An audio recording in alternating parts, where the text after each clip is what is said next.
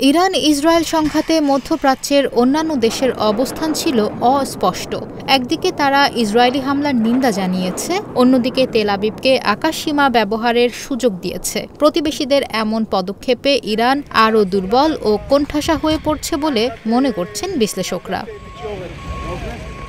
পারমাণবিক কর্মসূচিতে বাধা দিতে ১৩ জুন ইরানে অতর্কিত হামলা চালায় ইসরায়েল। আরব ও মুসলিম সংখ্যাগরিষ্ঠ অন্তত ২০টি দেশ প্রকাশ্য বিবৃতিতে এই হামলার নিন্দা জানায়।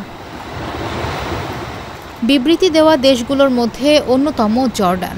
নিন্দা জানানোর পাশাপাশি জর্ডানের আকাশসীমা পার হয়ে ইসরায়েলের দিকে ইরানি রকেট এবং ড্রোন উড়তে বাধা দিয়েছে দেশটির বিমান বাহিনী। নিজ দেশের নাগরিকদের সুরক্ষার জন্য এমনটা করা হয়েছে বলে দাবি জর্ডান সরকারের।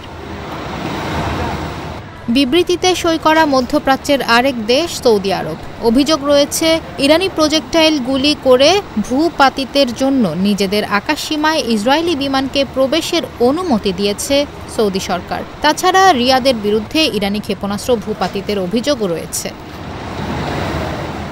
সংবাদ মাধ্যম ডয়চে ভেলের এক প্রতিবেদনে বলা হয়, জর্ডান ও সৌদি আরব উভয়েরই ইসরায়েলের সাথে জটিল সম্পর্ক রয়েছে। তারা জনসমক্ষে ইসরায়েলের সমালোচনা করে এবং আড়ালে সহযোগিতা করে। তাছাড়া উভয় দেশই প্রতিরক্ষার জন্য ইসরায়েলের মিত্র যুক্তরাষ্ট্রের সামরিক সহযোগিতার উপর নির্ভরশীল। সৌদি জর্ডানের মতো মধ্যপ্রাচ্যের অন্যতম দেশ মিশরের অবস্থানও অস্পষ্ট। ইরান ইসরায়েল যুদ্ধবিরতিকে স্বাগত জানিয়েছে কায়রো।